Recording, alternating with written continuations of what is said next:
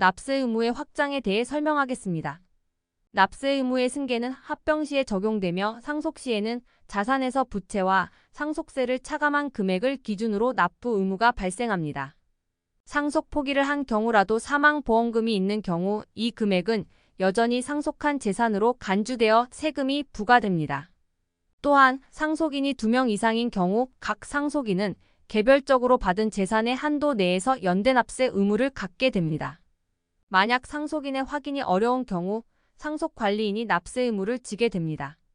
이어서 판례에 대해서 알아보겠습니다. 추정상속 재산이 현금 상속임을 과세관청이 입증해야 합니다. 또한 상속으로 인한 재산은 이전의 사전증여로 얻은 재산을 포함하지 않습니다. 그리고 제2차 상속, 물적 상속, 그리고 징수납부 의무도 마찬가지로 납세 의무가 확장되어 과세 대상에 해당됩니다. 다음으로 연대납세 의무에 대해 알아보겠습니다. 연대납세 의무는 각 상속인이 전체 금액을 함께 납부해야 하는 의무를 의미합니다.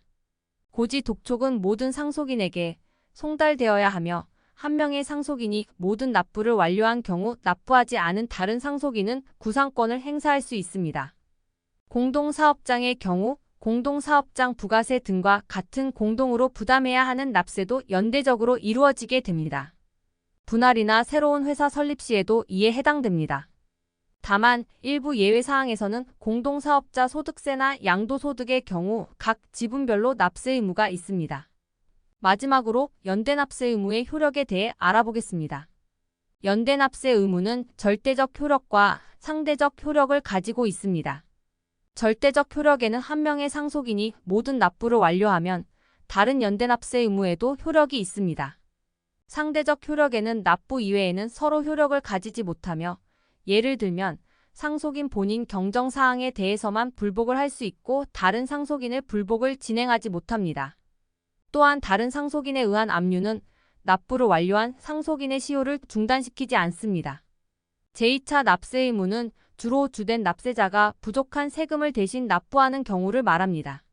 이 경우 납부기한이 경과한 세금이나 제척기간에 따른 세금도 별도의 절차로 처리됩니다.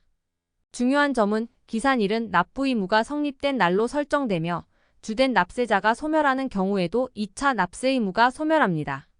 하지만 반대로 2차 납세자의 소멸은 주된 납세 의무의 소멸은 진행되지 않습니다.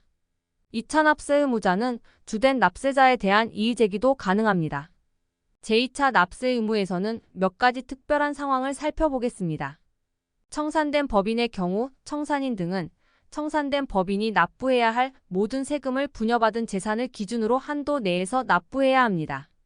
출자자 등의 경우 무한책임은 한도가 없으며 과점주주는 납세 의무 성립일이 2차 납부 고지일 기준이 되고 특수관계를 포함하여 실질적으로 행사하는 주식 50% 초과하는 경우 적용됩니다. 판례에서는 몇 가지 사례를 살펴보겠습니다. 실질적인 소유가 아닌 명의 도용의 경우 명의자가 실질적인 소유권을 증명해야 합니다. 주식 양도 후에 취소 소송까지 이루어진 경우 해당 주식에 대한 주주권 행사는 불가능하며 본인의 주식으로 간주되지 않습니다. 또한 2차의 2차 납세 의무는 범위가 너무 확장되기 때문에 허용되지 않습니다. 법인이 2차 납세 의무는 무한책임 및 과점주주의 주식이 팔리지 않는 경우이며 소송 중인 주식에 대한 압류는 가능하지만 공매는 불가능합니다. 사업 양수인의 경우 특수관계나 조세 회피로 인한 양수의 경우 납세 의무가 발생하며 양수한 재산의 미수금, 미지급금 등을 제외한 전체 재산을 대상으로 합니다.